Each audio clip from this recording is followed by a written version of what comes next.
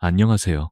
여든이 넘어서면 우리 몸은 어느 날 갑자기 달라지기 시작합니다. 팔에 힘이 빠지고 가벼운 물건조차 들기 어려워지고 TV 리모컨을 어디에 뒀는지도 기억나지 않을 때가 있습니다. 더 무서운 건 평생 함께 해온 배우자나 사랑하는 가족을 먼저 떠나보내야 하는 그 순간입니다. 그렇게 되면 설명할 수 없는 허무함과 함께 인생 전체가 무너지는 듯한 깊은 고독이 밀려옵니다. 그럴 때면 마치 세찬 바람에 휘말린 종이처럼 삶은 우리를 한순간에 어디론가 날려보내버리는 것 같습니다. 아무리 평소에 강한 마음을 가졌더라도 그 순간만큼은 한없이 작아지고 외로워집니다. 하지만 저는 오늘 이 이야기를 통해 말씀드리고 싶습니다. 이런 변화는 누구에게나 찾아오지만 준비된 사람은 흔들리지 않습니다. 그리고 그 준비는 돈이 많거나 건강이 완벽해야만 가능한 것이 아닙니다. 바로 마음가짐과 선택에서 시작됩니다. 60세 이후의 삶, 우리에게 남은 시간은 생각보다 길지도 짧지도 않습니다. 하지만 한 가지 분명한 사실은 이 시기를 어떻게 보내느냐에 따라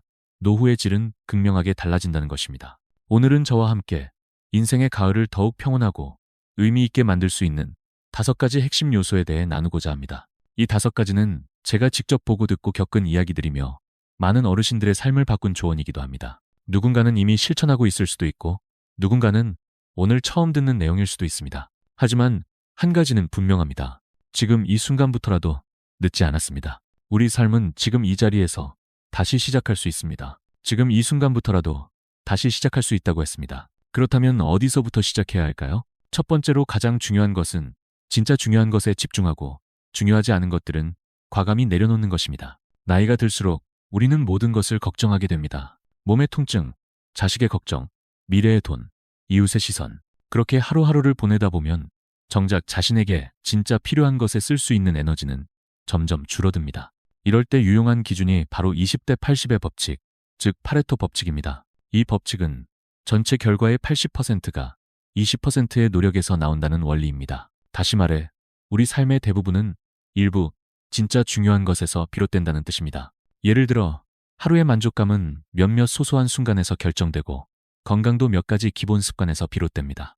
저는 이 이야기를 할 때마다 박영수님 72세, 경기도 고양시 거주의 사례를 떠올립니다. 박님은 몇 년 전 심장이 불규칙하게 뛰는 증상을 처음 겪었습니다. 병원에서 큰 이상은 없다고 했지만 그날 이후로 삶의 많은 부분이 달라졌다고 합니다. 그는 그동안 자식들 문제, 이웃의 말, 재산 문제 등 온갖 걱정으로 하루하루를 보냈습니다. 하지만 심장이 멈출 수도 있다는 순간 앞에서 박님은 처음으로 자신에게 질문했습니다. 내가 지금까지 그렇게 애써 붙잡고 있던 게 정말 중요한가? 그 질문 이후 그는 놀라울 정도로 많은 걸 내려놓기 시작했습니다. 쓸데없는 걱정거리들을 하나씩 줄이고 대신 매일 30분 걷기, 혼자 밥 차려 먹기, 좋아하는 책 읽기 같은 단순한 일상을 소중히 여겼습니다. 그렇게 진짜 중요한 20%에 집중했더니 박님의 얼굴은 점점 밝아졌고 불안했던 심장도 안정되었다고 합니다. 무엇보다 스스로를 통제할 수 있다는 내면의 평온함을 되찾았다고 말합니다. 우리 모두는 박님처럼 지금 이 순간부터라도 선택할 수 있습니다.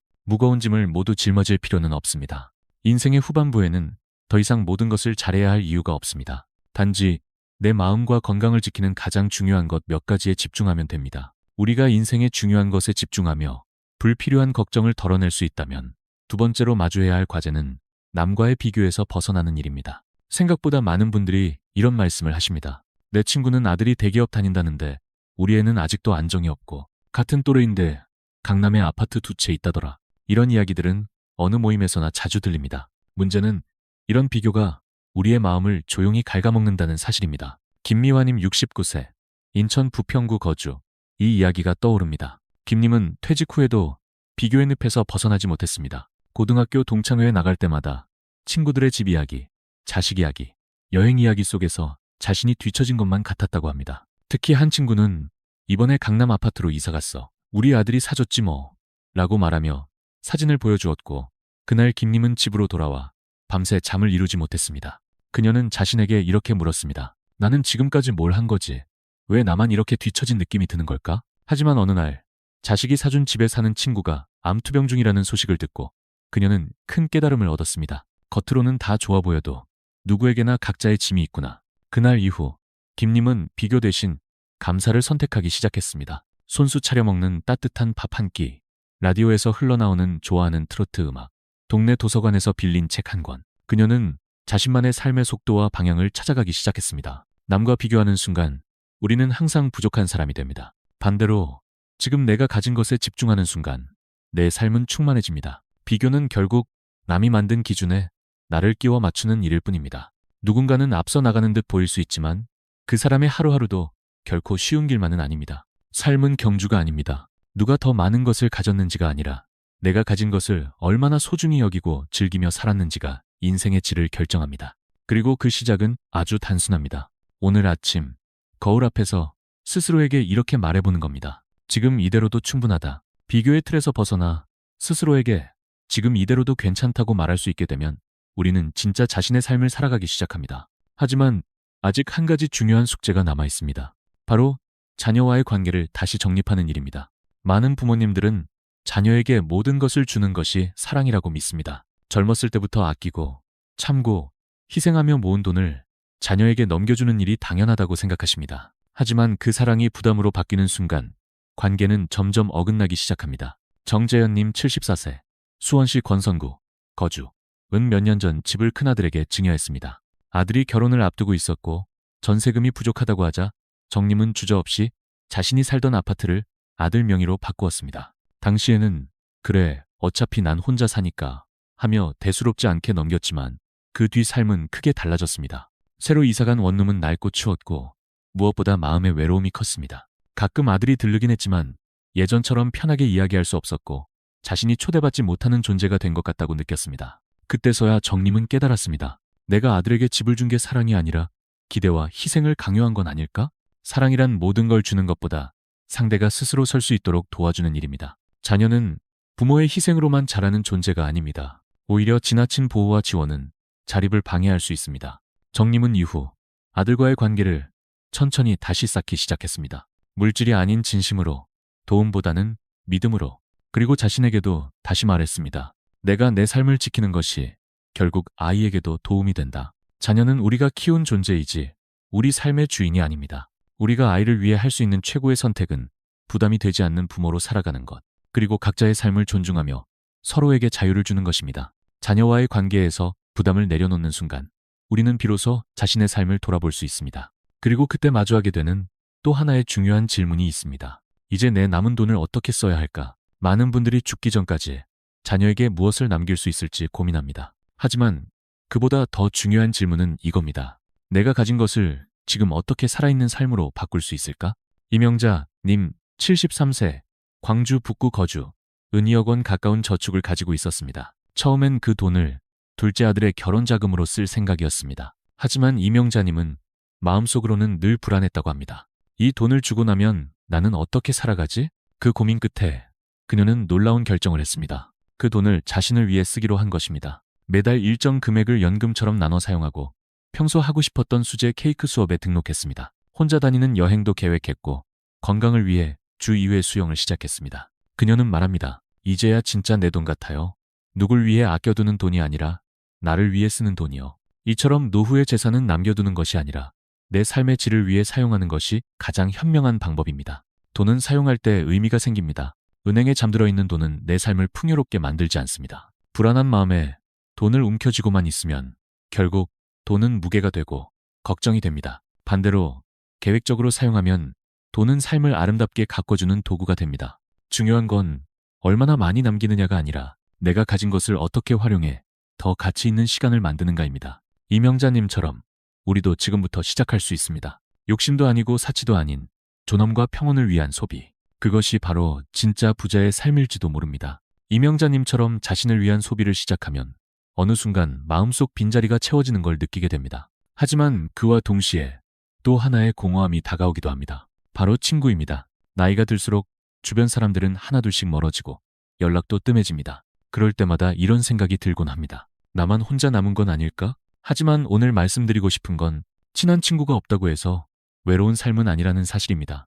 최선희님 75세, 전라남도 광양시 거주, 은 8년 전 남편을 떠나보낸 후 혼자 살고 있습니다. 자녀들은 서울에 살고 있어 자주 왕래하기도 어렵습니다. 하지만 그녀는 누구보다 활기찬 노후를 보내고 있습니다. 그 비결은 바로 느슨하지만 따뜻한 관계들입니다. 아침마다 동네 편의점에서 커피를 사면서 인사 나누는 직원, 같은 시간대에 운동하는 헬스장 회원, 주말마다 공원에서 마주치는 산책 친구들. 이 관계들은 깊은 대화는 없지만 오늘도 잘 계셨네요 하는 짧은 인사 한마디로 마음을 따뜻하게 만들어줍니다. 최님은 말합니다. 혼자 살아도 누군가 나를 기억해주고 있다는 느낌이 제일 큰 위로예요. 우리는 종종 지난 우정이나 오랜 친구만이 진짜 관계라고 생각합니다. 하지만 나이가 들수록 그런 관계를 유지하기는 어려워집니다. 대신 적당한 거리에서 오고 가는 관계 속에서 오히려 더 큰 안정감을 느낄 수 있습니다. 사회학자들은 이것을 약한 연결의 힘이라고 말합니다. 가까운 가족보다 오히려 가끔 마주치는 사람들과의 관계가 노인의 정서적 안정에 더 긍정적인 영향을 준다고 합니다. 중요한 건 얼마나 많은 사람과 깊게 연결되어 있느냐가 아니라 매일 나를 반겨주는 누군가가 존재한다는 작은 확신입니다.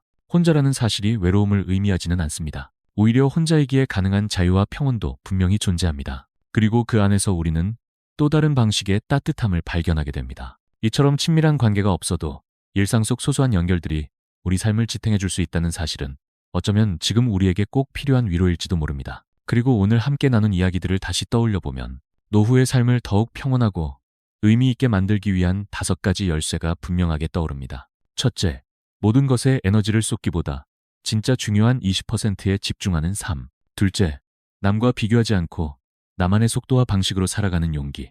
셋째, 자녀를 사랑하되 그들의 삶과 내 삶을 분리하는 지혜. 넷째, 돈을 움켜쥐는 대신 지금의 나를 위해 쓰는 여유. 그리고 다섯째, 친구가 없어도 나를 기억해주는 누군가와 이어지는 따뜻한 일상. 이 5가지는 거창한 변화나 대단한 선택이 아닙니다. 지금 이 자리에서 나 자신을 조금 더 이해하고 존중하는 마음에서부터 시작되는 작은 변화일 뿐입니다. 노후는 누군가의 기대를 채우는 시간이 아닙니다. 이제는 내가 원하는 방식으로 내 삶을 살아가는 시간입니다. 누구보다 나를 잘 아는 내가 이제부터 나를 위한 삶을 살아도 괜찮습니다. 혹시 지금 혼자라고 느껴지시나요? 혹시 아직도 무엇인가 부족하다고 느끼시나요? 그렇다면 이렇게 한번 생각해 보세요. 이미 충분히 잘 살아오셨고 지금 이 순간에도 충분히 소중한 존재라는 것.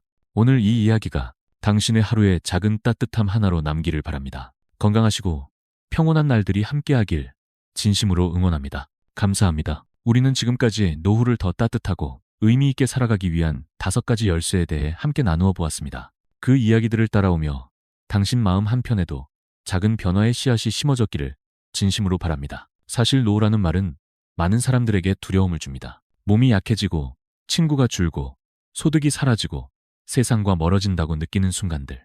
하지만 저는 오늘 이 영상을 통해 꼭 전하고 싶었습니다. 노후는 끝이 아니라 또 다른 시작이라는 것입니다. 삶의 속도가 조금 느려졌다고 해서 당신의 가치나 의미까지 줄어드는 것은 아닙니다. 오히려 그 느림 속에서 우리는 더 많은 것을 보고, 듣고, 느낄 수 있습니다. 다른 사람에게 잘 보이기 위한 삶이 아니라 진짜 나다운 삶을 살아갈 수 있는 시간이 바로 지금입니다. 어떤 분은 이렇게 말하실지도 모릅니다. 나는 너무 늦었어. 지금 바꾸기엔 나이가 많아. 하지만 그렇지 않습니다. 당신이 오늘 따뜻한 밥 한 끼를 천천히 음미할 수 있다면, 아침 햇살에 감탄할 수 있다면, 누군가에게 고맙다고 말할 수 있다면 그 순간이 바로 새로 시작하는 시간입니다. 노후는 경쟁이 아닙니다. 누가 더 오래 살았는지, 누가 더 많은 것을 남겼는지가 아니라 내가 얼마나 나답게 평화롭게 살아왔는지가 더 중요합니다. 지금 이 순간 스스로에게 조용히 물어보세요. 나는 나의 남은 삶을 어떻게 보내고 싶은가? 그리고 그 대답이 조용히 감사하며 나답게 라면 당신은 이미 올바른 방향으로 나아가고 있는 것입니다. 이 영상을 통해 마음의 짐 하나라도 덜어냈다면 혹은 삶을 바라보는 시선이 조금이라도 부드러워졌다면 그것만으로도 충분히 의미 있는 시간이었습니다. 당신의 하루가 평온하길, 그리고 당신의 노후가 누구보다도 당신 자신에게 따뜻하길 바랍니다.